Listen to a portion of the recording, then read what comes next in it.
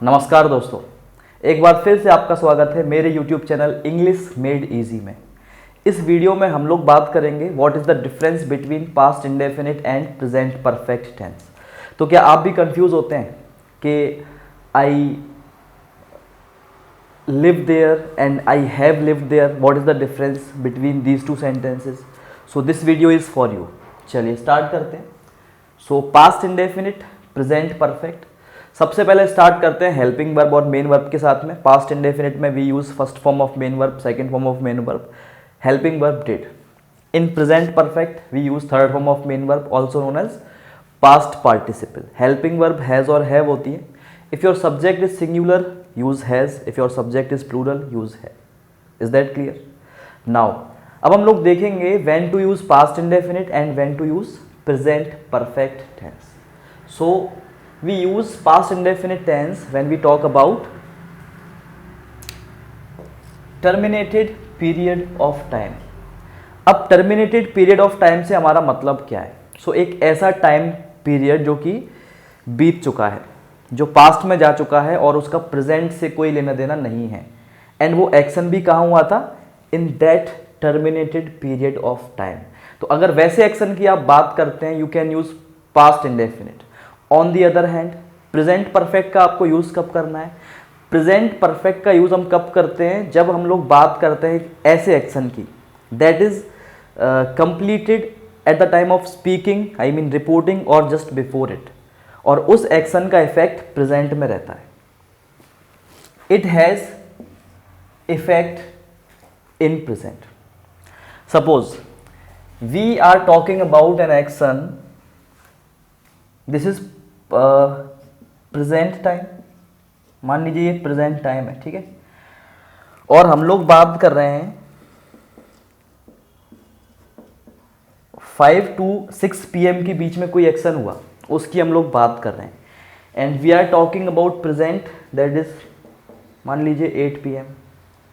तो अगर हम लोग बात करते हैं at 8 PM about an action that occurred between 5 to 6 PM, तो वो सेंटेंस आप रिपोर्ट करेंगे पास्ट इंडेफिनिट में, because we are talking about terminated period of time जो कि बीत चुका है। मान लीजिए इस टाइम पर मैंने एक पेन खरीदा। So if I report that action now at 8 PM, तो मैं क्या बोलूंगा? आई विल से आई bought a pen।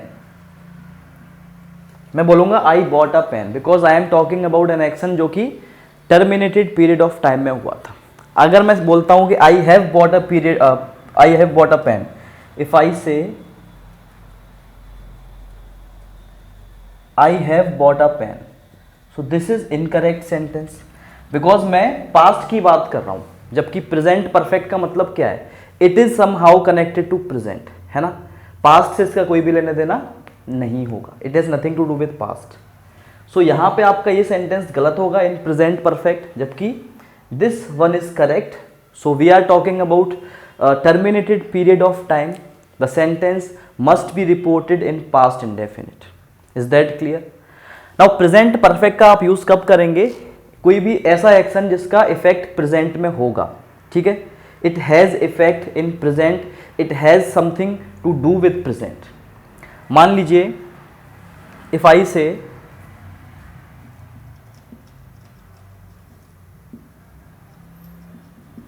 They have completed the homework. अब इस सेंटेंस को मान लीजिए मैंने प्रेजेंट में रिपोर्ट किया है। If I report this sentence at present moment, they have completed the homework। if we report this present time, मान लीजिए अभी के टाइम में हम लोग रिपोर्ट कर रहे हैं एट 7, तो इसका मीनिंग क्या होगा? इसका मीनिंग ये होगा कि एट प्रेजेंट उनका काम कंप्लीट हो चुका है and now they are free to do whatever they want to do. Maybe they want to go to play, maybe they want to have some rest और anything. तो it has effect in present somehow. हालांकि एक बात और ध्यान रखिएगा, present perfect जो है ना begins in past. begins in past. Present perfect sentence always begins in past. अगर उन्होंने होमवर्क कंप्लीट अराउंड 7 PM किया है तो may be they started at 6 PM और 6:30 PM, है ना. So started at 6 PM. So action begin in past, completes eight the time of speaking और just before it. उस काम को कंप्लीट करने के ठीक बाद में आप रिपोर्ट कर सकते हैं they have completed the homework. Until और अनलेस दे हैव कंप्लीटेड, जब तक कंप्लीट नहीं किया है I can not report the sentence. Immediately they complete I can say they have completed the homework. So I report immediately after they completed the task. So they begin in past, completes just at the reporting time and somehow it has effect in present. Present से उसका connection हमेशा रहेगा. Is that clear? ठीक है. अब यहां पर कुछ वर्ड्स हैं that we only use in past. ये वर्ड जो हैं they represent past time, they represent a time that has gone now, that has passed now, और प्रेजेंट से उसका कोई भी लेना देना नहीं है. Words like ago, yesterday, the day before yesterday, last night, last month, last week, last year, ये सब के सब आपके पास्ट को रिप्रेजेंट करते हैं और इनका यूज आप सिर्फ और सिर्फ पास्ट इंडेफिनिट के साथ करते हैं. If I use these words with present perfect tense, that would be an error. वो एक गलत होगा. If I say they have left the place 2 years ago, incorrect. Because ago represents past, so I cannot use ago with present perfect. On the other hand, there are some words जिन्हें हम लोग present perfect के साथ में use कर सकते हैं, like before, never, ever, yet. Before और yet, इन दोनों का आप use कब करोगे? In present perfect they are used at the end of the sentence. I have never been there before. मैं वहाँ पर पहले कभी नहीं गया हूँ. I have never been there before. Yet also place at the end of the sentence. They have not completed the work yet. Mostly with negative sentences आप use करते हैं. She has not informed me yet. I have not sent the invitation letter to them yet. Yet means until now. Until now means past से लेकर अब तक. ठीक है. सो इनको आप यूज कर सकते हैं with present perfect tense, before, never, ever, yet, never and ever. इनको आप यूज कब करेंगे? Use them just before main verb. ठीक है. एंड इनको कब यूज करेंगे? End position. Is that clear? Now let's see one more sentence. यहां पर 2 सेंटेंसेस मैंने लिखे हुए थे. चलिए. So if I say they completed the degree in 2018. Now same sentence in present perfect. They have completed the degree in 2018. Which one is correct? तो यहां पे हम लोग एक ऐसे काम की बात कर रहे हैं जो कि पास्ट में कंप्लीट हुआ इन 2018, जो कि अभी रेलेवेंट नहीं है, अभी से उसका कोई कनेक्शन नहीं है. ठीक है. We are talking about time that has passed, that has gone. ठीक है. In past terminated period of time. तो यहां पर ये सेंटेंस आपका सही है. This one is correct. They completed the degree in 2018 because we are talking about an action that completed or that was occurred or that was done in past at a definite point of time. तो जब भी आप बात करते हैं actions that took place in past at a definite point of time, always go with past indefinite. तो यहाँ पर ये गलत है because we are talking about past, something that was done in past, that was done in terminated period or duration of time. So present से इसका लेना देना नहीं होगा. So this is not correct. तो जब भी आप किसी ऐसे एक्शन की बात करते हैं जो पास्ट में हुआ था, मान लीजिए आप कोई डेट मेंशन कर देते हैं like she graduated. If you say she has graduated in 2020, it is not correct because आप एक ऐसे एक्शन की बात कर रहे हैं जो कि पास्ट में कंप्लीट हुआ था. Now how can you report this in present? तो उसके लिए आप बोल सकते हैं she graduated in 2020. So it must be reported in past indefinite. Is that clear? So this is the difference between past indefinite and present perfect.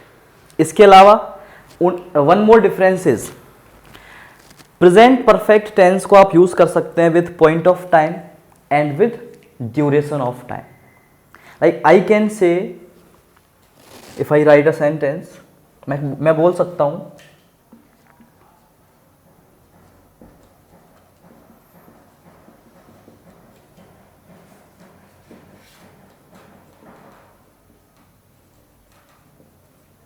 They have lived here for 5 years.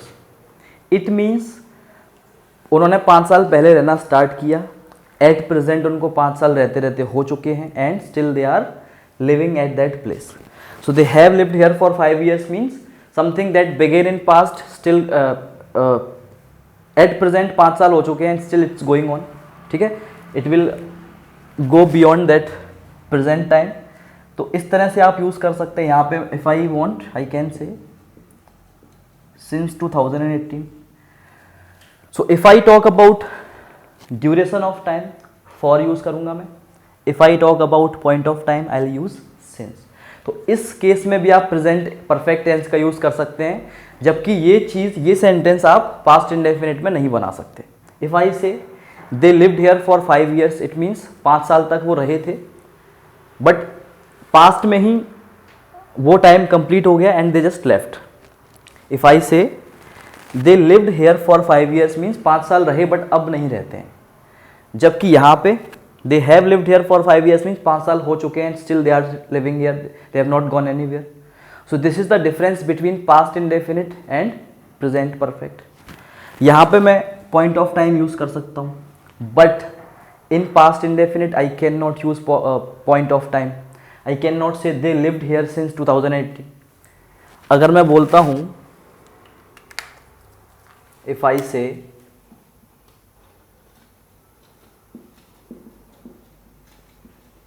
they lived here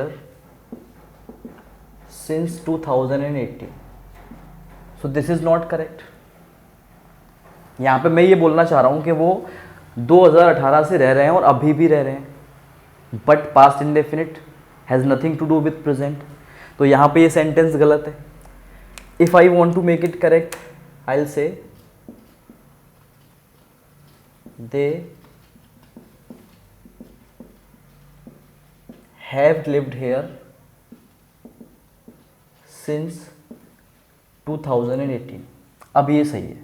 So I can report such sentences in present perfect. Action begins in past, completes at present, and still it's going on. It has effect in present. So this was all about the difference between past indefinite and present perfect continuous tense. अगर आपको videos पसंद आ रहे हैं, do watch them, like them, share them, subscribe them, and just keep watching for such exciting new and more videos. Thank you so much.